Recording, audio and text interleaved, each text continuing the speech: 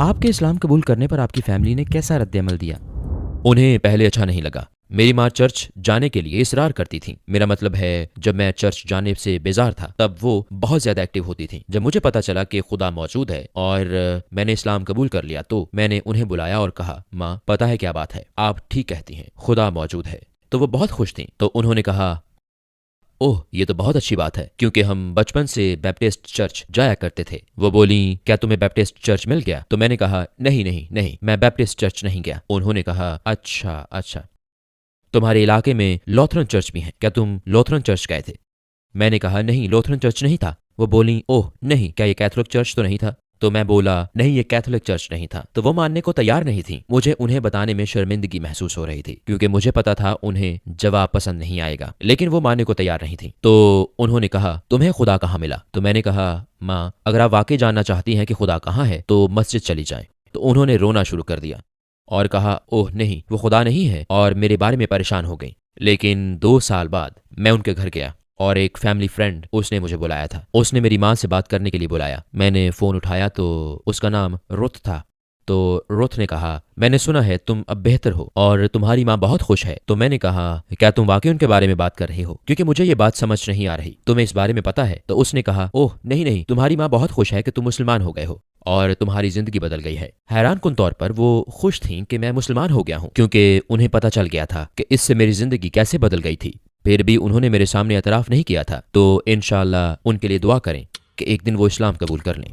مسلمان ہونے کے بعد آپ کو سب سے بڑے کون سے چیلنج کا سامنا کرنا پڑا؟ یہ ایک بہترین سوال ہے۔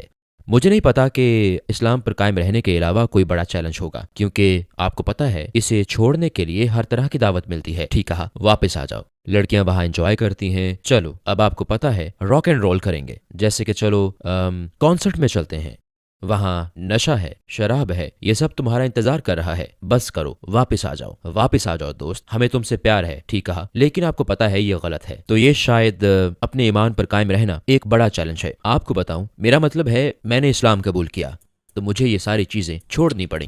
کیا آپ کو کوئی اس قسم کا تجربہ ہوا جب آپ کو محسوس ہوا کہ اللہ کے ساتھ آپ کا خاص تعلق ہے؟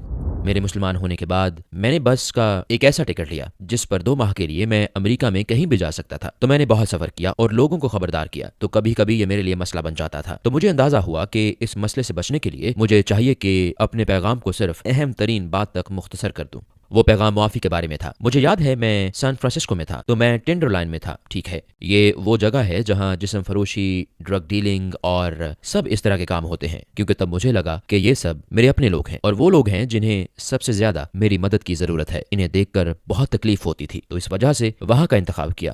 میں وہاں تھا تو مجھے لگا جیسے میں کوئی پاگل آدمی ہوں جو ایک سائن بورڈ پکڑے کھڑا ہے، جیسے میں ہمت ہارنے کے قریب ہوں، ایسے لگا۔ میرا مطلب ہے مجھے ایسا محسوس ہوا، لیکن میں وہاں کھڑا کہہ رہا تھا، معافی علاج ہے، آپ کو علاج کی ضرورت ہے، اللہ سے معافی طلب کریں۔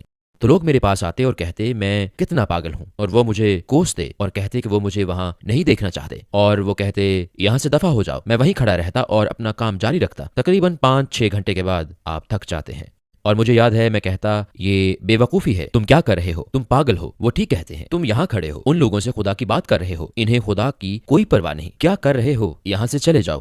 اور یہ وہ لمحہ تھا، پہلے دن جب میں مڑا تو وہاں ایک بوڑھی عورت کھڑی تھی۔ وہ بولی، آپ کا شکریہ، جو کچھ تم کر رہے ہو اس کے لیے شکریہ۔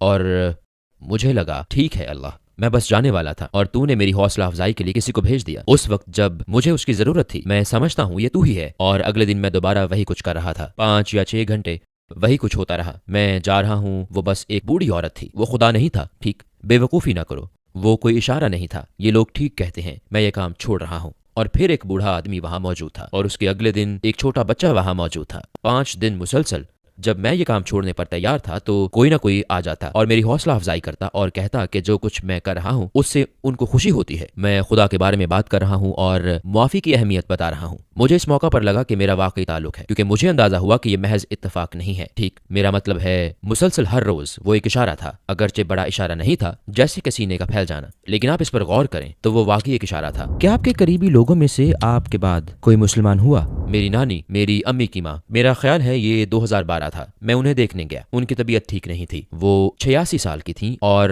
پرانے گھر میں تھیں، اور میری امی انہیں دیکھنے کے لیے مجھے ساتھ لے گئیں۔ جب میں ملنے گیا تو وہ بول نہیں سکتی تھیں، وہ الفاظ ادا نہیں کر سکتی تھیں، وہ ویل چیئر پر تھیں، لیکن انہوں نے مجھے دیکھا تو وہ رو پڑیں۔ میں نے کہا نانی آپ کیوں رو رہی ہیں؟ وہ بول نہیں سکتی تھیں لیکن وہ کچھ کہنا چاہ رہی تھیں، تو میں نے کہا دیکھیں میرا خیال ہے مجھے پتا ہے، چلیں خدا کے بارے میں کچھ بات کرتے ہیں۔ تو میں نے کہا بات یہ ہے کہ میری آنٹی آئیں گی، وہ کوشش کریں گی کہ آپ پیغمبر عیسیٰ علیہ السلام کی عبادت کریں، تو ایسا نہ کرنا کیونکہ یہ توہین ہے، یہ شرک ہے، کسی اور کی عبادت کرنا پہلے حکم کی خلاف ورزی ہے۔ اور میں نے انہیں بتایا، میں نے کہا دیکھیں پیغمبر محمد صلی اللہ علیہ وسلم حقیقت میں نبی ہیں اور آج زمین پر اسلام خدا کا صحیح دین ہے، ہمیں اسی کو فالو کرنا چاہیے۔ تو جیسے جیسے میں یہ کہتا ان کے آنسو زیادہ ہوتے جاتے۔